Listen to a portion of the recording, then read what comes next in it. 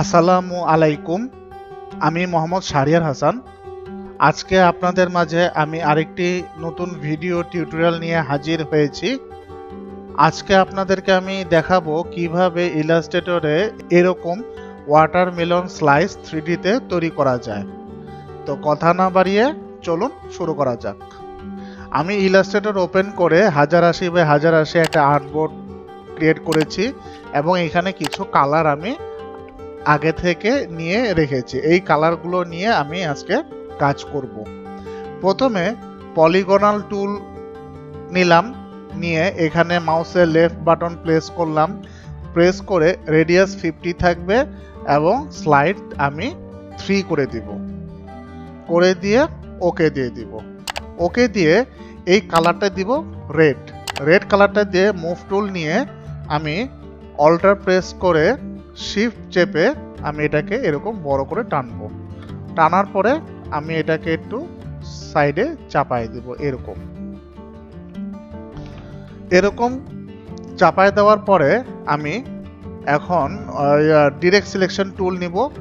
Direct selection tool নিয়ে পুরোটাকে আমি যদি সিলেক্ট করি, সিলেক্ট করলে এখানে কর্নার একটা অপশন আসে। তা আমি উপরে একটা ভিন্ন কর্নার মান দিব। উপরেরটাতে যেটা দিব সেটা হচ্ছে 24.1599 এন্টার, এবং নিচেরটাতে যেটা দিব সেটাতে মান হচ্ছে 28.6696 এন্টার। এটা হয়ে গেল। এরপর আমি এটাকে সিলেক্ট করে ইফেক্টে ক্লিক করব। ইফেক্টে ক্লিক করে ওয়ার্পে যাব। ওয়ার্প থেকে আর্ক লোয়ারে ক্লিক করব। আর্ক লোয়ারে ক্লিক করলে এই যে বেন অপশন যেটা আছে এখানে আমি 15% করে দিব, দিয়ে ওকে দিয়ে দিব। ওকে দেওয়ার পরে আমি ইলিপস টুলের সাহায্যে এখানে একটি সার্কেল ড্র করব। সার্কেল ড্র করার পরে আমি এই ত্রিভুজটাকে, এই ট্রায়াঙ্গেলটাকে ধরে আমি অবজেক্ট থেকে এক্সপ্যান্ড অ্যাপিয়ারেন্স করে দিব, আবার অবজেক্ট থেকে এক্সপ্যান্ড করে দিব। করে দেওয়ার পরে আমি এই দুটোকে সিলেক্ট করে ধরে শেপ বিল্ডার টুল নিব, নিয়ে এখানে একটা আমি ক্লিক করে দিব। তারপরে আমি এটাকে ধরে আমি আরেকটু উপরে নিলাম, নিয়ে এটাতে আমি অন্য একটি কালার অ্যাপ্লাই করব। এই কালারটি অ্যাপ্লাই করে দিব। তারপরে আমি এটাকে আরেকটু উপরে সামান্য তুলে নিয়ে দুটাকে সিলেক্ট করে ধরে শেপ বিল্ডার টুল নিয়ে এখানে আমি আরেকটা ক্লিক দিব, দিয়ে এখন এই টুলটা আমি ডিলিট করে দিব। এখানে ধরে আমি এই কালারটি অ্যাপ্লাই করব। হয়ে গেল। এটাকে এইখানে আমি সাইডে রাখলাম। এরপর ওয়াটারমেলনের স্লাইসের ভিতরে কিছু সিডস থাকে। এই সিডসগুলো আমি তৈরি করার জন্য ইলিপস টুল নিব। ইলিপস টুল নিয়ে এখানে আমি একটা ড্র করলাম। ড্র করার পরে এটাকে আমি ব্ল্যাক কালার অ্যাপ্লাই করলাম।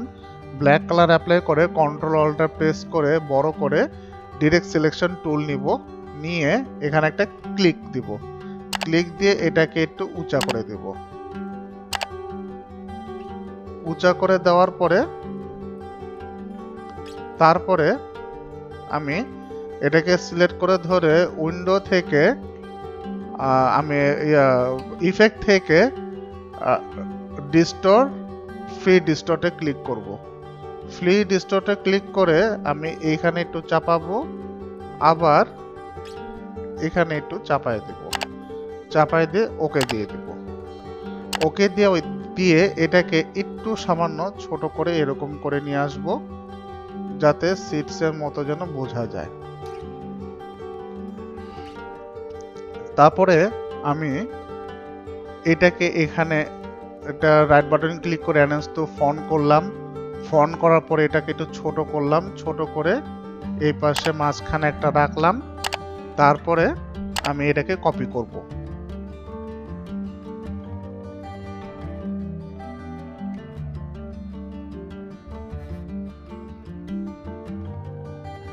এরকম কপি হয়ে গেল।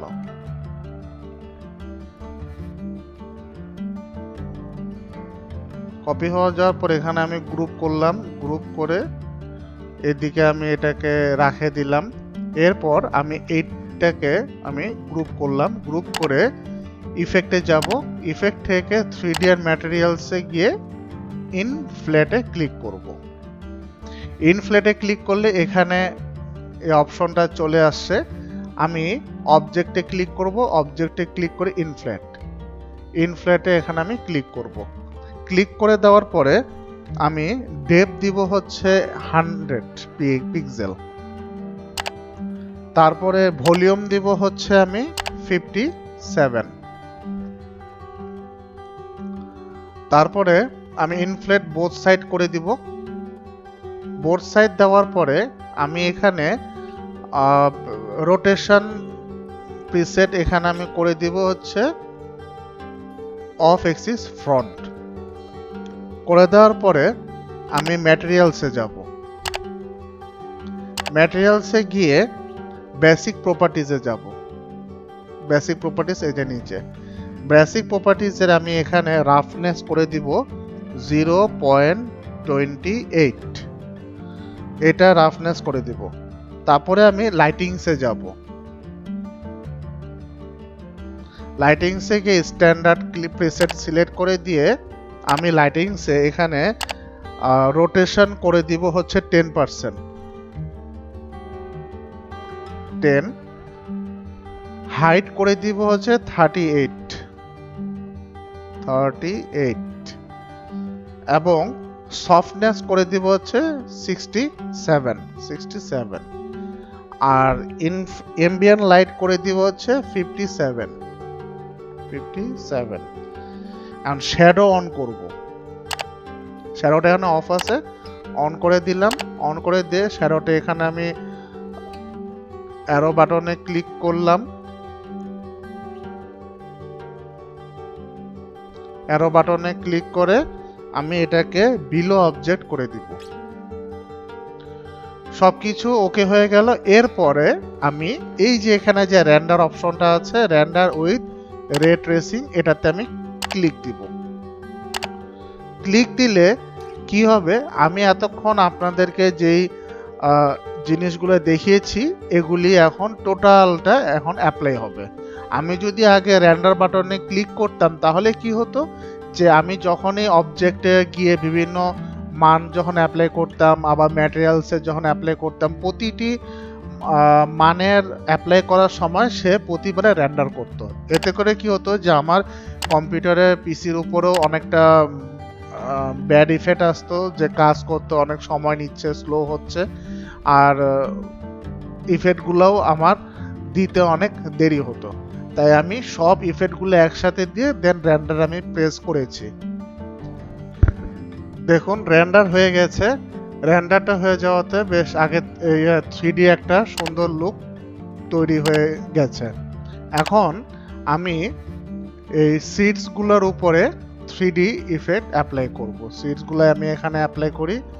অ্যাপ্লাই করার পর এটা বেশি বড় দেখাচ্ছে, একটু ছোট করে নেই। প্রতিটা ইন্ডিভিজুয়াল আমি একটু ছোট করে নিই।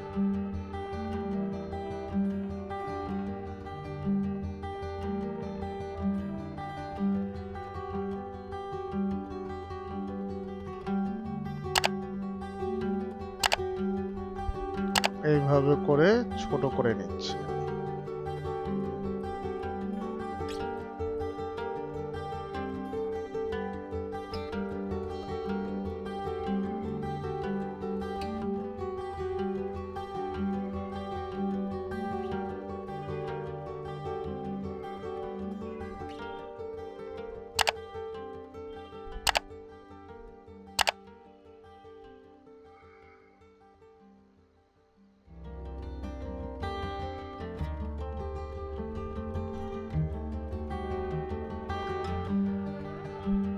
এখন আমি এই সিটসগুলাকে সিলেক্ট করব, সিলেক্ট করে গ্রুপ করব। গ্রুপ হয়ে গেল। এখন এই সিডসটাকে ধরে আমি অবজেক্টে যাব, অবজেক্টে গিয়ে ইনফ্লেটে ক্লিক করব। ইনফ্লেটে ক্লিক করার পরে আমি এটা ডেপথ দিব 10 পিক্সেল, ভলিউম দিব হচ্ছে 51,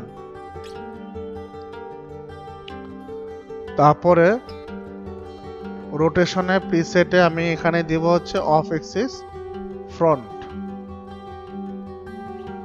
তারপরে ম্যাটেরিয়ালসে যাব, ম্যাটেরিয়ালসে গিয়ে বেস প্রপার্টিজ আমি এখানে রাফনেস করে দিব 0.31 দিয়ে এসব মান দিয়ে আমি রেন্ডার দিয়ে দিব।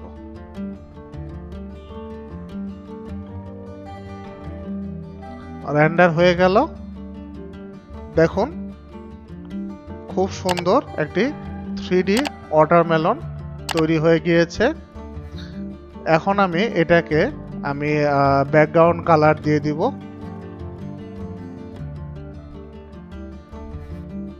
ব্যাকগ্রাউন্ড কালারটা অ্যাপ্লাই করে দিয়ে অ্যারেঞ্জ টু ব্যাকে ক্লিক করি, দেন ইলিপস টুল নিব। ইলিপস টুল নিয়ে আমি এটাতে হোয়াইট করে দিব।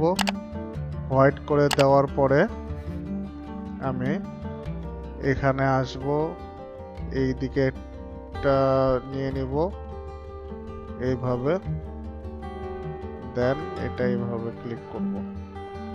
ক্লিক করে আমি শেপ বিল্ডার টুল নিয়ে প্রতিটা জায়গায় সিলেক্ট করে দিব।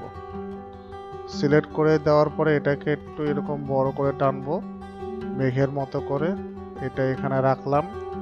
আবার কপি করে এখানে নিয়ে এসে এটাকে একটু ছোট করে দিব।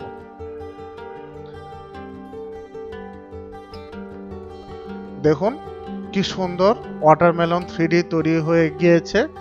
আপনারা এই টেকনিক অবলম্বন করে সুন্দর সুন্দর 3D ডিজাইন তৈরি করতে পারবেন। তাহলে আজকে এই পর্যন্তই। আগামীতে নতুন ভিডিও টিউটোরিয়াল দেখার আমন্ত্রণ জানিয়ে আজকের মতো এখানে শেষ করছি। আল্লাহ হাফেজ, আসসালামু আলাইকুম।